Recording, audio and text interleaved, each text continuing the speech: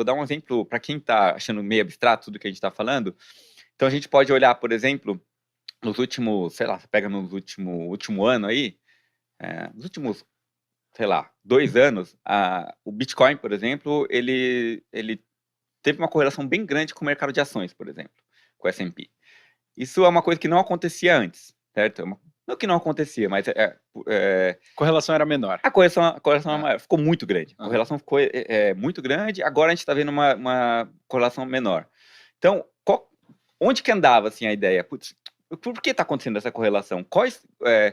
Se está acontecendo essa correlação, tem alguma relação forte entre o trader que está fazendo, né? O trader que está fazendo o trade ali de S&P e de Bitcoin. Provavelmente esse cara, o capital que está indo é quase o mesmo capital que está indo para os dois. Então, o capital meio daquela narrativa de risco, né?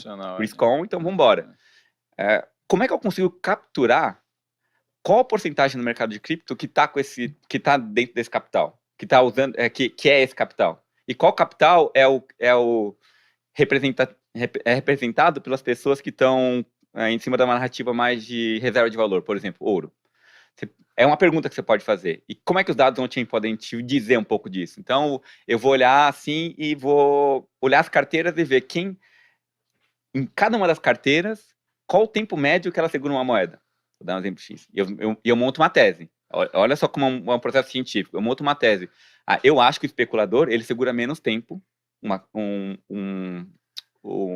moeda. Uhum. Eu acho que o cara de mais longo prazo tem uma narrativa mais parecida com ouro e reserva de valor, segura por mais tempo. Então, o que eu faço? Eu calculo a média de tempo que todas as carteiras seguram as moedas e eu ploto essa média com o tempo.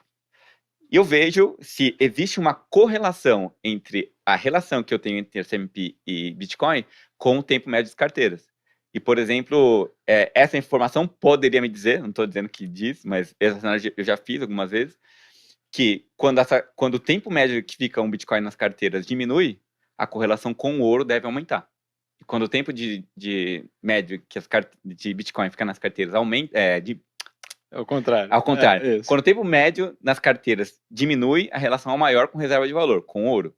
Quando o tempo médio que o Bitcoin fica nas carteiras aumenta, ele tem um perfil mais especulador, então a correlação com o S&P pode ficar maior. Então a gente pode olhar isso daí e ver se em algum momento existe uma assimetria entre... Eu tenho essa informação, que meio que os dados corroboram. Existe uma assimetria hoje? Existe. Então eu vou colocar os meus algoritmos para predizer preço mais com correlação com ouro do que com eu dei uma... Assim, não, mas, cara, é muito legal, porque nessa ótica, assim, é porque a gente, tipo, acho que a maioria das pessoas do mercado, elas olham o dado on-chain, porque hoje em dia ele já é construído e ele é apresentado para a pessoa, olhando o dado on-chain e pensando o que esse negócio significa. E na ótica que você está trazendo, você busca explicar uma correlação e chega no dado on-chain como consequência do que você está tentando explicar.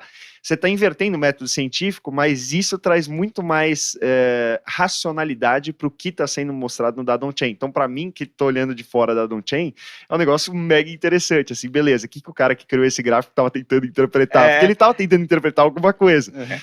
Mas na prática, o que eu quero dizer é o seguinte, que o trabalho que a gente fala, analisar on-chain, não é assim, pegar e tirar algumas estatísticas básicas. Normalmente, os melhores analistas on-chain, eles montam essas teorias, é quase um processo científico mesmo. O cara pensa, eu acho que quem come mais tal coisa tem mais chance de morrer. O cara pensa isso daí, acho que faz sentido, daí ele vai, é uma hipótese, e essa hipótese ele vai lá e... testar a hipótese. Testar a hipótese. Ideia o que eu falei para vocês aqui é uma hipótese também.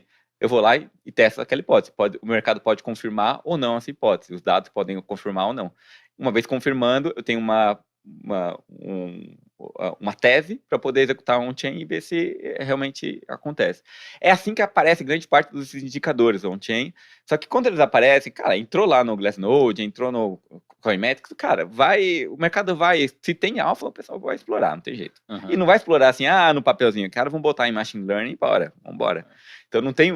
Não tem mais margem para você, não tem. Investidor individual, capturar aquele alfa ali, é difícil. Mas essa exploração de alfa e essa velocidade com a qual você consegue explorar o alfa, acho que é natural de qualquer tecnologia, né? Assim como você conseguia fazer história do próprio Sam, né, da FTX, ele arbitrava...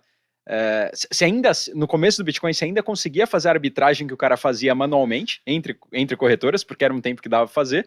cara começou a fazer realmente a grana ali via HFT, né? Ele fazia esse trade de arbitragem, que era uma arbitragem mais fácil de ser feita, porque a diferença era muito grande. Só que ainda assim ele já usava robô. Cara, hoje em dia ainda dá pra fazer isso. Só que, cara, é uma parada extremamente especializada, né? Então acho que é natural o ciclo da evolução das coisas aí.